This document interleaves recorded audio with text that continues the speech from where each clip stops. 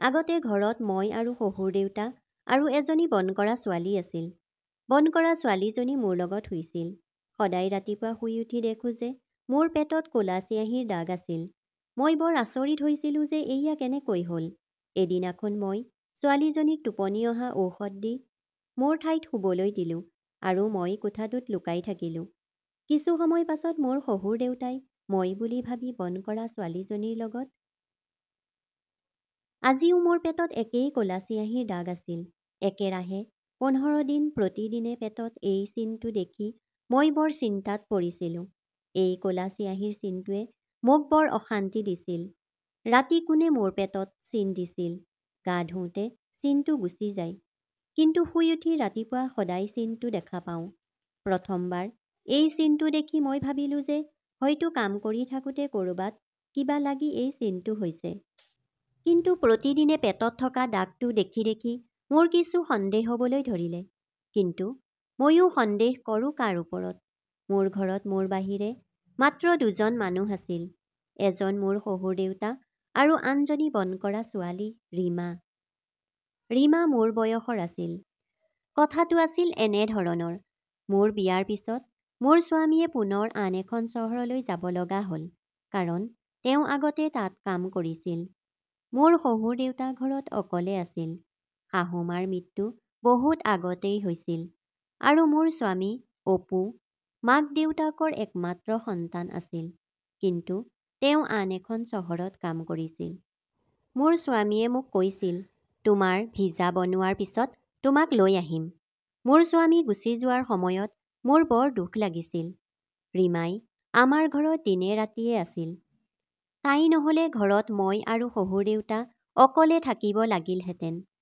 মানুহে কোনো ধৰণৰ বেয়া মন্তব্য নিদিবলৈ মোৰ বিয়াৰ কেইদিনমান আগতে দিন ৰাতিৰ বাবে ৰীমাক ৰখা হৈছিল। তাই সকলো কাম বন কৰে আৰু ৰাতি মোৰ লগত শুইছিল। তাইও এজনী গাভৰু ছোৱালী আছিল। আগতে শহুৰ দেউতাই বেছিভাগ সময় নিজৰ কোঠাত বা ড্ৰয়িং ৰুমত টিভি চাই কটায়, কিন্তু ব্ৰেকফাষ্ট বা খাদ্য খোৱাৰ সময় হ'লেহে ভিতৰত আহিছিল। মোৰ শহুৰ দেউতা আছিল একেবাৰে বেলেগ ধৰণৰ মানুহ। কিবা খোৱাৰ আগতে 15 মিনিট ধৰি হাত ধুই থাকে। তাৰ পাছত বাৰে বাৰে শুঙি কোনখন হাত ভালকৈ ধুইছে আৰু কোনখন হাত নাই ধোৱা চাই থাকে। তাৰ পিছত খাদ্য খাই টিভি চাই থাকে। তেওঁ বেছি কথাও নকয়, মাত্ৰ কিবা কাম থাকিলে মোক মাতিছিল। গোটেই দিনটো মই আৰু ৰীমাই মিলি ঘৰৰ কামবোৰ কৰিছিলোঁ আৰু একেলগে কথাও পাতিছিলোঁ। প্ৰথম দুমাহ এনেকৈয়ে পাৰ হৈ গ'ল। মই দিনে 4-5 বাৰ অপুৰ লগত ফোনত কথা পাতিছিলোঁ। মই সদায় তেওঁক মোৰ ভিজাৰ কথা সুধিছিলোঁ, কিন্তু তেওঁ প্ৰতিবাৰে চেষ্টা কৰি আছোঁ বুলি কয়। কেতিয়াবা ৰীমাক শহুৰ দেউতাই তেওঁৰ কোঠাটো চাফা কৰিবলৈ কয়। তাই নকৰে। তাই কৈছিল, বাইদেউ আপুনিও মোৰ লগত আহক, ছাৰলৈ মোৰ বৰ ভয় লাগে। ছাৰে সঘনাই মোক কেতিয়াবা বেডশ্বীটখন সলনি কৰিবলৈ দিয়ে আৰু কেতিয়াবা বহু সময় ধৰি ৰুমটো ঝাৰু দিবলৈ দিয়ে আৰু কয়, তই ৰুমটো ভালদৰে চাফ চিকুণ নকৰ। মই ৰীমাৰ কথাত হাঁহিলোঁ। তাই ক'লে, নাই নাই বাইদেউ, মই অনুমান কৰিছোঁ। তেওঁ বৰ বেয়াকৈ মোলৈ চাই থাকে। কালি ঘৰ ঝাৰু দি থাকোঁতে তেওঁ মোক কৈছিল, মোৰ ৰুমত ইমান গৰম, মই গা ধুবলৈ ওলাইছোঁ। ইচ্ছা কৰিলে তই উৰুনাখন খুলি কামবোৰ কৰিব পাৰ। তেওঁৰ এই কথাটো মই বৰ আচহুৱা যেন পাইছিলোঁ। মই ৰীমাক ক'লোঁ, তোমাক নিজৰ ছোৱালী বুলি ভাবিহে তেনেকৈ কৈছে নিশ্চয়। তাই ক'লে, বাদ দিয়কহে বাইদেউ, মই গোটেই জীৱন বিভিন্ন ধৰণৰ মানুহৰ ঘৰত কাম কৰিলোঁ। সকলোৰে চকুৰ চাৱনি মই ভালদৰে জানো। এইদৰে কৈ তাই পাকঘৰলৈ সোমাই গ'ল। ময়ো নিজৰ কামত ব্যস্ত হৈ পৰিলোঁ। কিন্তু এতিয়া যি মোৰ লগত হৈ আছে সেইটো এটা অদ্ভুত কথা আছিল, কাৰণ সেই ক'লা ৰং কোনে মোৰ পেটত লগায় আৰু মই ৰাতিও একো অনুমান কৰিব পৰা নাছিলোঁ। পিছত মই ৰাতি বহু দেৰিলৈকে সাৰ পাই থাকিব ধৰিলোঁ। ৰীমাই মোৰ কোঠাৰ মজিয়াত থকা বিচনা এখনত শুইছিল। ৰাতি 1 মান বজালৈকে সাৰ পাই থাকিলোঁ যদিও তাৰ পিছত টোপনি আহিল। গোটেই দিনটো ঘৰৰ কামবোৰ কৰি ভাগৰি পৰা বাবে মই গোটেই ৰাতিটো সাৰ পাই থাকিব নোৱাৰিলোঁ। এদিন সন্ধিয়া শহুৰ দেউতাক ৰুমত চাহ দিবলৈ যাওঁতে মই থতমত খালোঁ। তেওঁ আঙুলিত ক'লা চিয়াঁহী লগাই খালী কাগজত কিছু অনুভূমিক ৰেখা আঁকি আছিল। কিন্তু যেতিয়া তেওঁৰ চকু মোৰ ওপৰত পৰিল, প্ৰথমতে মই নাৰ্ভাছ হৈ পৰিলোঁ। তাৰ পাছত মোৰ ফালে চাই খঙেৰে ক'লে, তুমি কাক সুধি মোৰ ৰুমলৈ সোমাইছা? এইখিনি শিষ্টাচাৰ তোমাক কোনেও নিশিকালে নেকি? কাৰোবাৰ ৰুমত অনুমতি লৈহে ভিতৰলৈ সোমাব লাগে? প্ৰথমবাৰৰ বাবে তেওঁ মোক এই সুৰত কথা ক'লে। মোৰ মুখৰ ৰং সলনি হৈ পৰিল। মই পিছলৈ ঘূৰি পোনে পোনে মোৰ কোঠাত সোমালোঁ।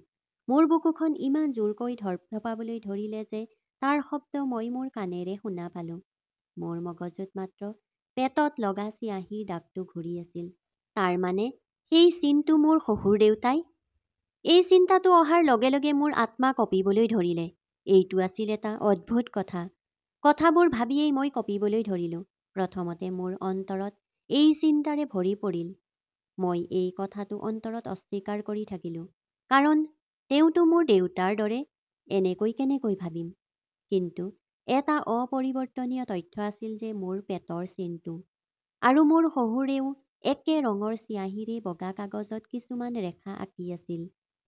এবাৰ মই যেতিয়া কোঠাৰ পৰা ওলাই পাকঘৰলৈ যাওঁ, তেতিয়া মোৰ শহুৰ দেউতাই ৰীমাৰ ঠিক পিছফালেই থিয় হৈ আছিল। তাই বাচন বৰ্তনবোৰ ভালদৰে ধুই আছিল।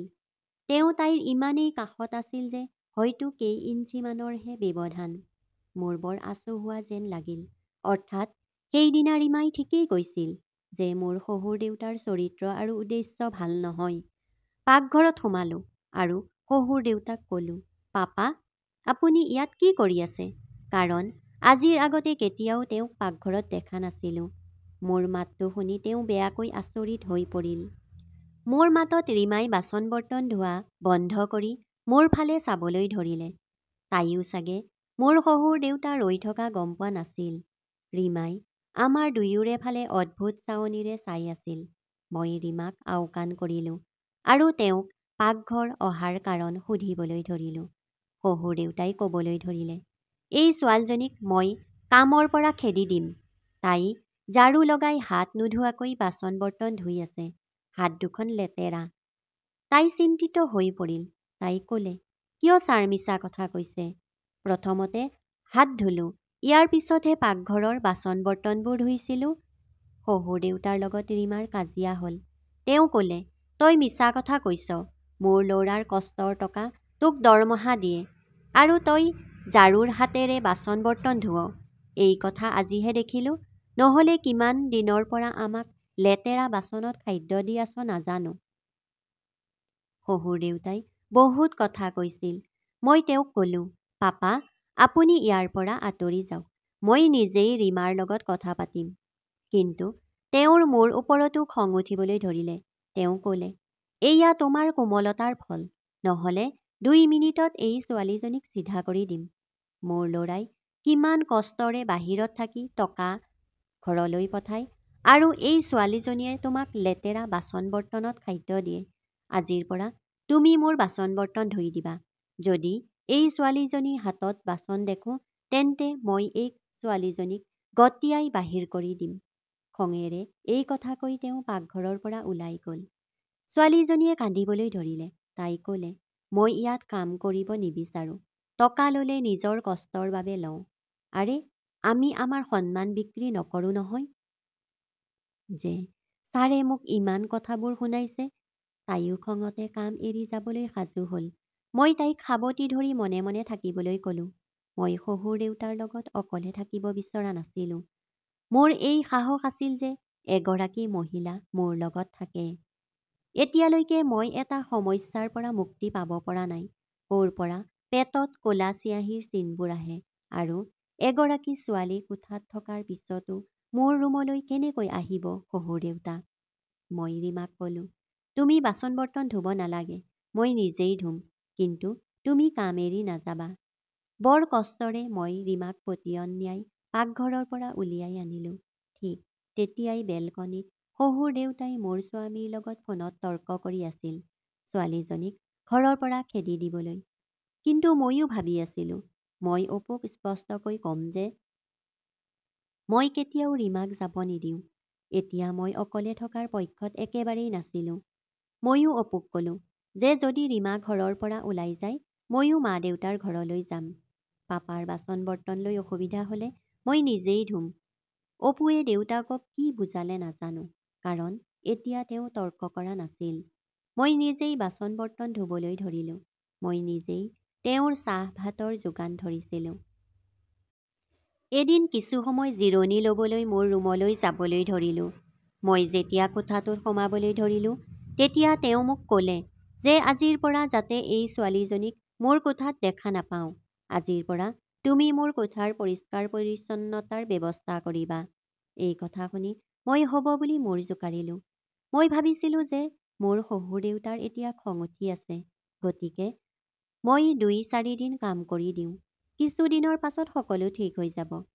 কিন্তু মই নাজানিছিলোঁ যে তেওঁৰ কোঠাৰ কাম কৰি দিয়াৰ উদ্দেশ্য কি আছিল।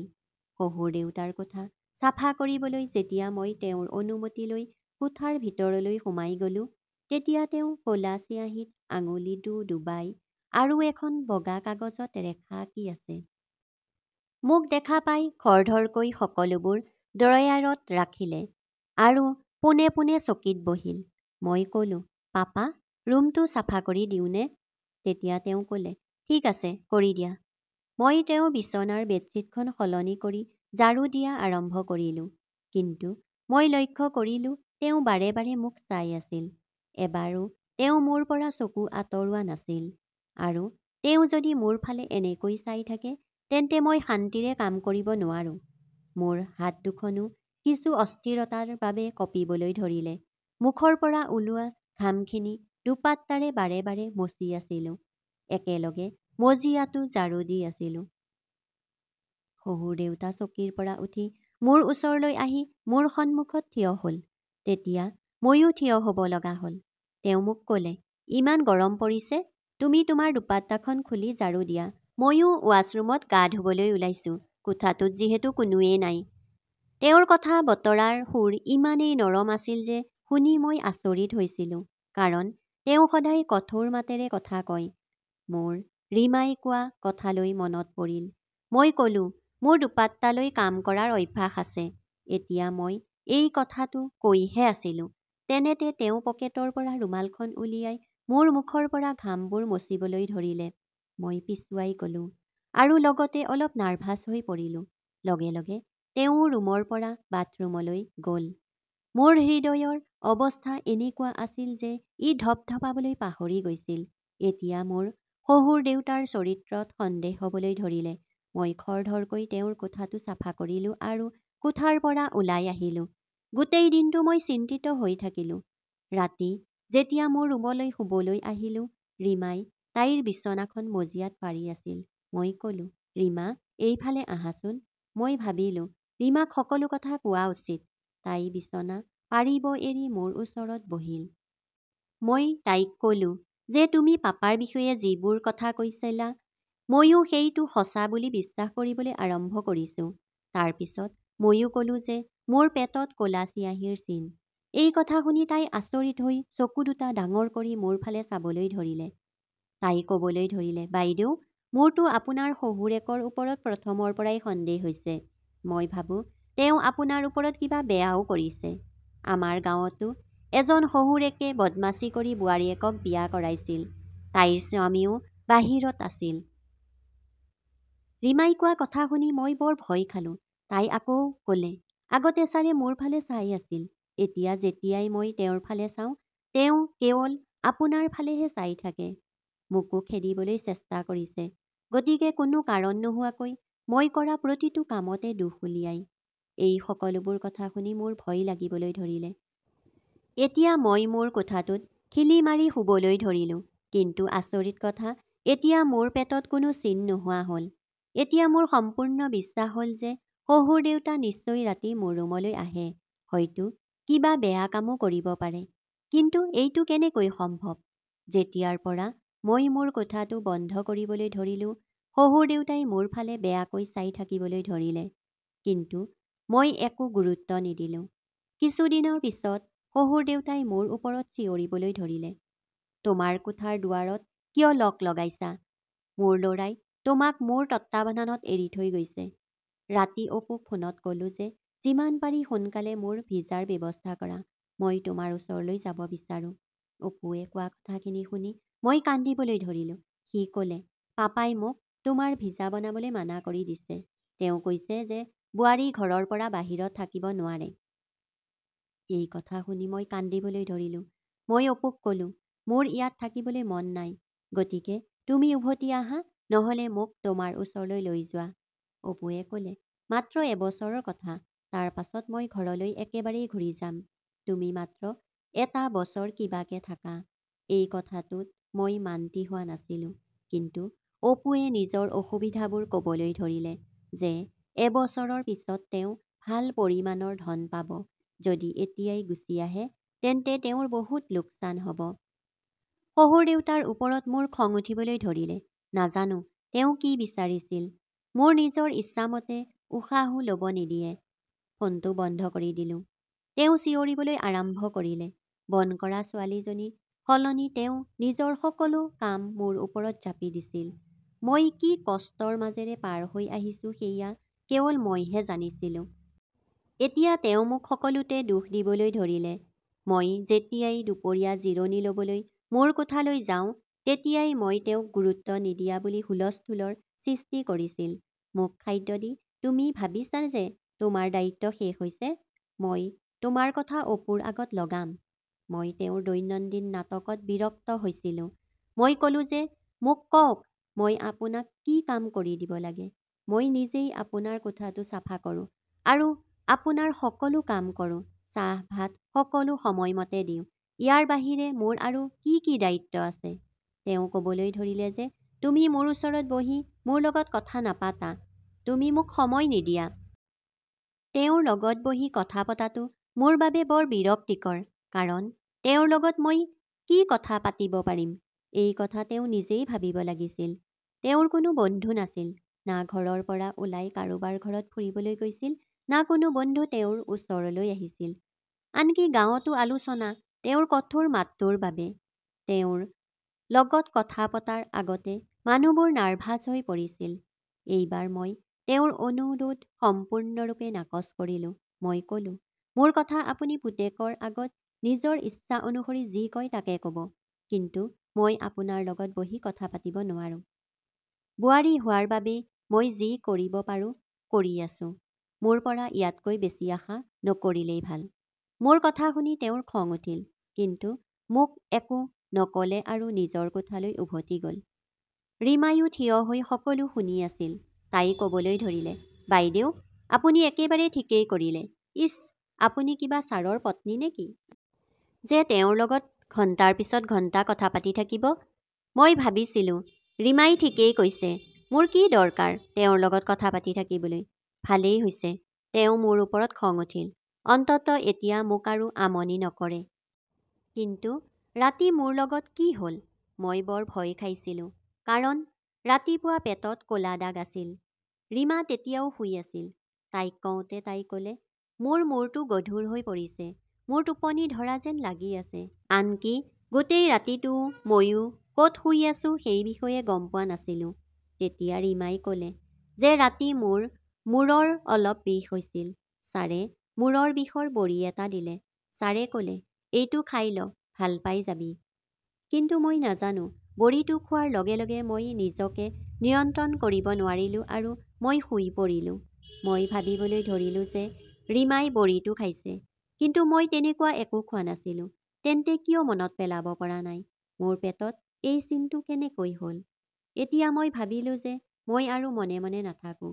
মই পিছদিনা ৰাতি ৰীমাক টোপনিৰ বড়ি খুৱাই মোৰ বিচনাত শুব দিলোঁ আৰু নিজেই লুকাই থাকিলোঁ। ৰীমাক মই ইতিমধ্যে সেই কথাটো কৈছিলোঁ আৰু তাই মোক সহায় কৰিবলৈ সাজু হৈছিল। মই পৰ্দাৰ আঁৰত লুকাই থাকিলোঁ। যেতিয়া ৰাতি ১ বজাত মোৰ শহুৰ দেউতাই মোৰ কোঠাত সোমাই মোৰ বিচনাৰ ওচৰলৈ যাবলৈ ধৰিলে, যেতিয়া তেওঁ বিচনাৰ ওচৰ পালে লগে লগে মই লাইটটো জ্বলাই দিলোঁ। মোৰ শহুৰ দেউতাই তাৰ পৰা আঁতৰি আহিল আৰু পিছফালে মোক দেখি আচৰিত হ'ল আৰু কোঠাটোৰ পৰা ওলাই গৈছিল। মোক ৰছীৰে বান্ধি থোৱা আছিল। মোৰ পিঠিৰ পিছফালে হাত বান্ধি থোৱা আছিল। মুখত ৰুমাল বান্ধি থোৱা আছিল। মোৰ চকুৰ পৰা অসহায়তাৰ চকুলো ওলাই আহিছিল। মোৰ শহুৰ দেউতা দ্বিতীয় চকীখনত বহি আছিল। তেওঁকো ৰছীৰে বান্ধি থোৱা আছিল। সন্মুখত দুজন মানুহ থিয় হৈ আছিল আৰু মোৰ আলমাৰীৰ পৰা সকলো অলংকাৰ উলিয়াই আছিল। ৰীমা মানুহ দুটাৰ লগত থিয় হৈ আছিল। গোটেই খেলখন তাইৰ দ্বাৰা সৃষ্টি হৈছিল। তাই ক'বলৈ ধৰিলে, তাই বহু আগতেই সকলো বস্তুৱেই চাফা কৰি পেলালেহেঁতেন, মাত্ৰ মোৰ বিশ্বাস লাভ কৰিব বিচাৰিছিল। তাই ইচ্ছা কৰিয়েই মোৰ মনত শহুৰ দেউতাৰ প্ৰতি সন্দেহৰ ভাৱ সৃষ্টি কৰিছিল। মোৰ পেটত চিন তাইয়েই দিছিল আৰু মোৰ শহুৰ দেউতাৰ আগত মোৰ বিষয়ে লগাইছিল যে, ছাৰ, আপোনাৰ বোৱাৰী ভাল নহয়, আপোনাক সময় দিব নিবিচাৰে, সেইকাৰণে আপোনাৰ লগত কথা নাপাতে। তাই বহুত ভালকৈ জানে যে মোৰ দেউতা কিবা এটা মুদ্ৰা দোষ থকা মানুহ। গতিকে তাই ইচ্ছাকৃতভাৱে তেওঁৰ সন্মুখত ঝাৰুৰ হাতেৰে বাচন ধুৱে। তাই বিচাৰিছিল আমি শহুৰ আৰু বোৱাৰীয়ে ইজনে সিজনৰ লগত কাজিয়া কৰি থাকিম আৰু তাই নিজৰ কাম কৰি যাব। মোৰ পৰিকল্পনাৰ কথা কওঁতে তাই নিজৰ দুজন মানুহক ফোন কৰিলে। তাই টোপনিৰ কোনো ঔষধ খোৱা নাছিল। তাই মোক আৰু শহুৰ দেউতাক এটা কোঠাত গোটাই ল'ব বিচাৰিছিল আৰু শহুৰ দেউতাক কৈছিল যে আপোনাৰ বোৱাৰীয়ে মোক নিজৰ ঠাইত শুব দিছে আৰু ৰাতি কাৰোবাক লগ কৰিব যাব। যদি বিশ্বাস নকৰে তেন্তে ৰাতি আমাৰ ৰুমলৈ আহি চাব। সেইবাবে শহুৰ দেউতাই ৰাতি মোৰ ৰুমলৈ আহিছিল। গতিকে বিচনাৰ ওচৰলৈ গৈ কোনে শুই আছে চাইছিল। তাৰ পিছত লাইটটো জ্বলাই দিয়াত মোক কোঠাটোত দেখি তেওঁ উভতি যাবলৈ ধৰিলে। তেনেতে দুৱাৰৰ ওচৰত দুজন মানুহ থিয় হৈ আছিল, যাৰ হাতত চোকা দা আছিল। মানুহ দুটা কোঠাটোত সোমোৱাৰ লগে লগে বন কৰা ছোৱালীজনী উঠিল। তাই থিয় হ'ল। বোৱাৰী আৰু শহুৰ আমাক দুয়োকে ৰছীৰে বান্ধিলে আৰু সকলো বস্তু চুৰি কৰিবলৈ ধৰিলে। হঠাতে এনেকুৱা হ'ল যে সেই নিশাই অপু উভতি আহিছিল। আমাক ছাৰপ্ৰাইজ দিয়াৰ বাবে অপুৱে কথাটো আমাক জনোৱা নাছিল। কিন্তু ঘৰ পোৱাৰ লগে লগে যেতিয়া মেইন গেটখন খোলা আছিল তেতিয়া সি ভয় খালে। যেতিয়া ঘৰৰ ভিতৰলৈ আহিলে বেলেগ মানুহৰ শব্দ শুনি সি বুজি পালে যে ঘৰত চোৰ সোমাইছে। শহুৰ দেউতাৰ কোঠালৈ গৈ পুলিচক মাতিলে।